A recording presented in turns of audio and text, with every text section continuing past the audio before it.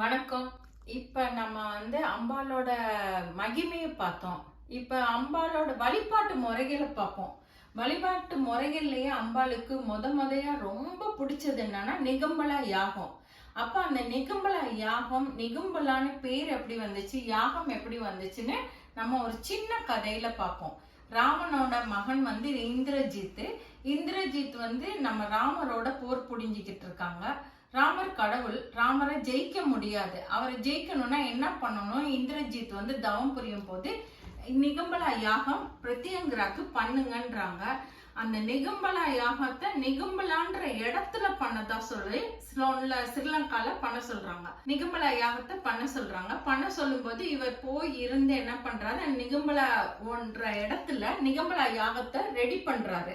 எல்லாம் ரெடி பண்ணும்போது ஆஞ்சநேயர் இதை கேள்விப்பட்டு பெரிய புயல் மழையா பெஞ்சு விடிய விடிய பெஞ்சு அந்த யாகத்தை பண்ண விடாம மறுநாள் காலையில விடிஞ்சிருது. அப்ப இந்திரஜித் போருக்கு போறாரு, ராமர் கிட்ட தோத்துறாரு.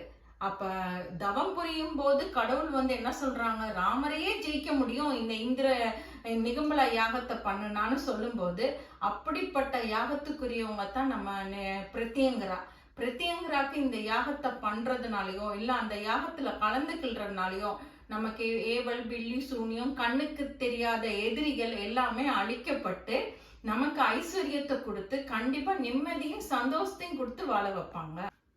எப்படி ராமரோட காலத்துல நிகம்பலா யாகம் உருவானதோ அதே மாதிரி பஞ்ச பாண்டவர்கள் நிகம்பலா யாகத்தை பண்ணிட்டு போய் தான் போர்ல ஜெயிச்சாங்க அப்படின்ற ஒரு கதை கூட இருக்குது. அந்த அளவுக்கு மன்னர்களால வணங்கப்பட்ட தெய்வம் தான் இவங்க.